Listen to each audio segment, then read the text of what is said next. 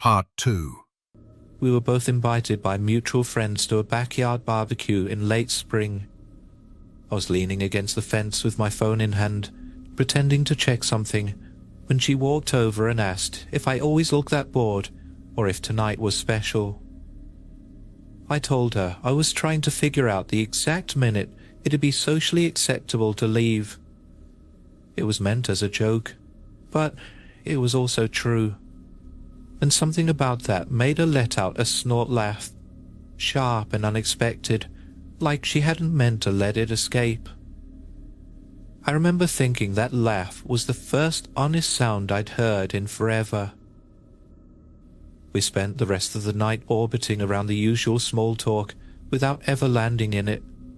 We ranked fast food fries, debated the worst gas station snack, and traded the craziest things we'd overheard in public. When it got too cold, she handed me a number and told me to call her when I was ready. I said I would.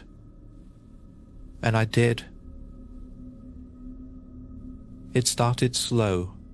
Coffee, which turned into a couple of drinks, and walks that turned longer than we meant them to. Nothing forced. Being around her felt easy in a way I didn't expect.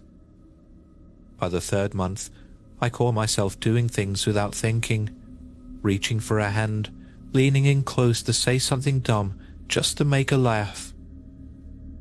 I wasn't floating anymore. I was there. Claire never asked for context. She just left space for me to figure it out on my own. I think she knew I was still mentally sorting through things. I didn't tell her about Emily. I wasn't ready. It didn't feel right to bring up old relationships when something new was just starting to feel stable. And even if I had, I wouldn't have known where to begin. Not long after, I moved. Not just to get closer to Claire, though that was part of it. The job was better, a quieter place, better pace, less noise between the hours.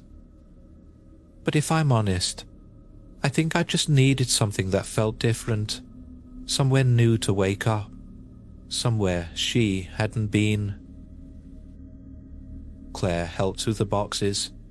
She unpacked the kitchen while I stood in the living room, hands on my hips, staring at a blank wall like it might tell me something about the version of myself that was supposed to live here. At some point, she called out from the other room,